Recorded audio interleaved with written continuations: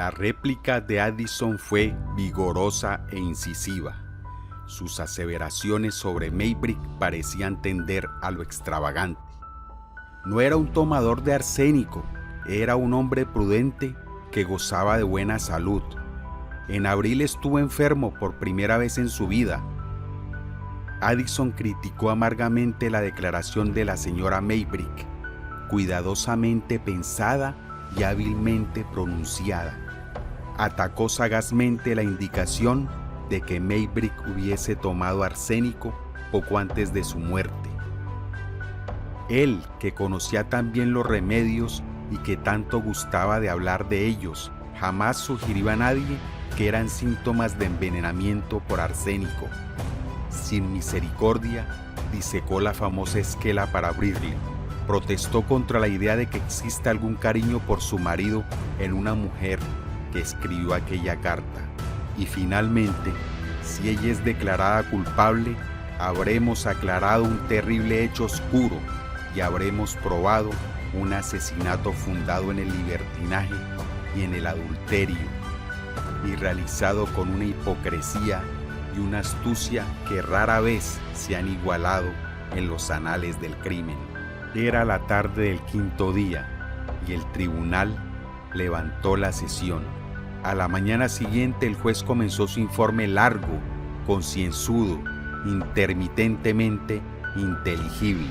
Una palabra sobre el juez, a cuyas manos pasaron ahora las riendas conductoras.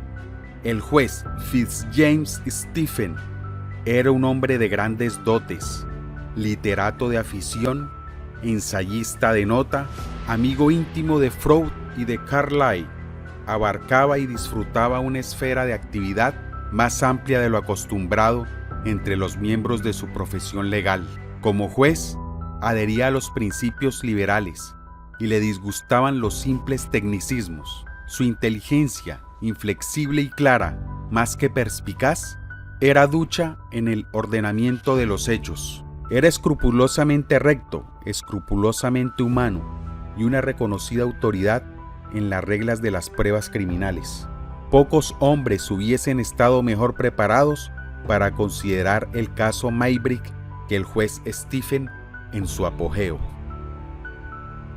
Pero es un hecho trágico e innegable que hacia fines del verano de 1889 esta inteligencia notable y capaz estaba en decadencia.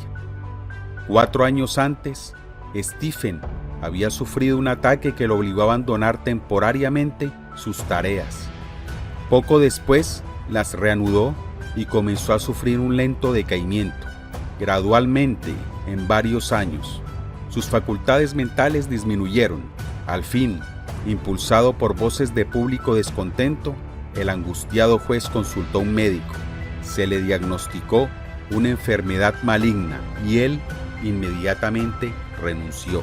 No puede asegurarse con precisión cuánto tiempo había estado incubando esta enfermedad, pero todo indica que ya estaba latente en la época del juicio Maybrick, 20 meses antes.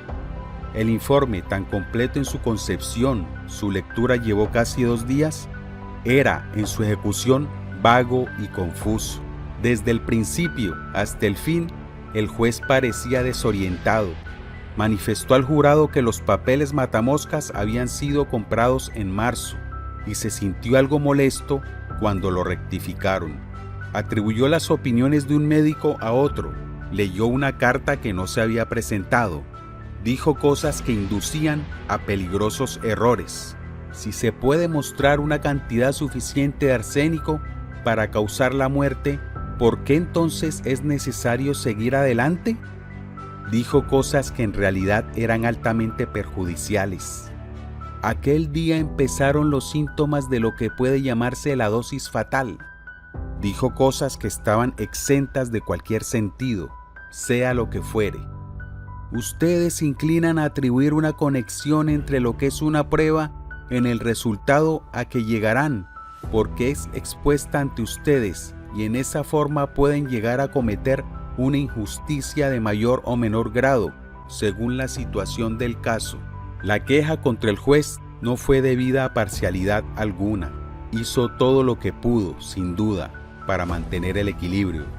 Su defecto fue este: fracasó en esclarecer los puntos en discusión, en establecer los hechos con exactitud y en agrupar las pruebas en una perspectiva apropiada.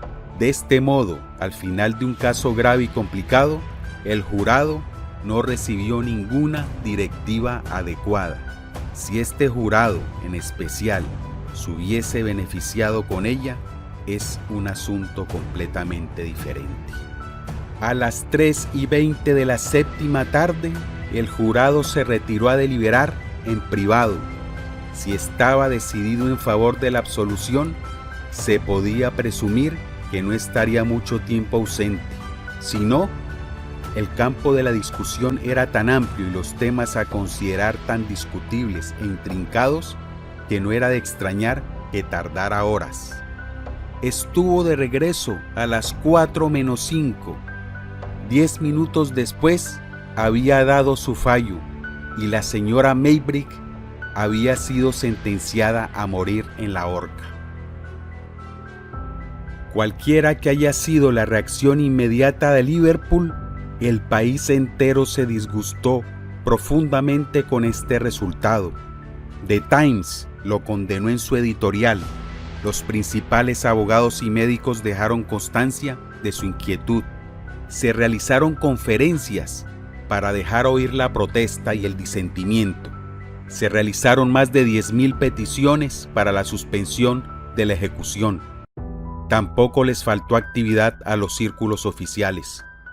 El ministro del Interior, Henry Matthews, mantuvo una serie de prolongadas conferencias con el juez, con el Lord Canciller, con algunos testigos, otra vez con el juez y con el señor Addison. Estas indicaciones de recelo en las altas esferas coincidían con la marea enfurecida de la desaprobación pública. Entretanto, los días pasaban y la mujer condenada seguía en Walton Gaol, donde soportaba el tedio de una solitaria prisión y el martilleo de los obreros que levantaban el cadalso. El 22 de agosto, cuando quedaba ya nada más que un domingo entre ella y la horca, se suspendió la ejecución de la señora Maybrick. La sentencia de muerte fue conmutada por trabajos forzados a perpetuidad. En aquella época, la conmutación de la sentencia no valía 2 peniques, ni tampoco había escrúpulos en ahorcar a una mujer. El cuello de la señora Maybrick se salvó por la razón más lógica, porque tenía en su contra pocas pruebas legales. Aunque las pruebas conducen claramente, dijo el ministro del Interior, a la conclusión de que la acusada administró o intentó administrar arsénico a su marido con intención de asesinarlo, sin embargo, no excluye una razonable duda de si su muerte fue en realidad causada por la administración de arsénico. Si había una duda razonable, ella no era culpable de asesinato. Esta fue la única acusación por la que había sido juzgada. La sentencia de prisión perpetua fue impuesta por una tentativa de asesinato de la que no había sido acusada.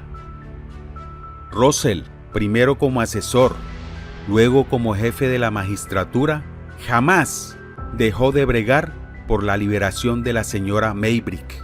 No tuvo éxito. Él murió en 1900. La señora Maybrick no fue puesta en libertad hasta 1904. Había perdido su juventud, su espíritu y 15 años de su vida. ¿La señora Maybrick había cometido el hecho? ¿Se probó su culpa? Indiscutiblemente no. Años después, un fallo tan perverso hubiese sido anulado por la Corte de Apelaciones en lo criminal.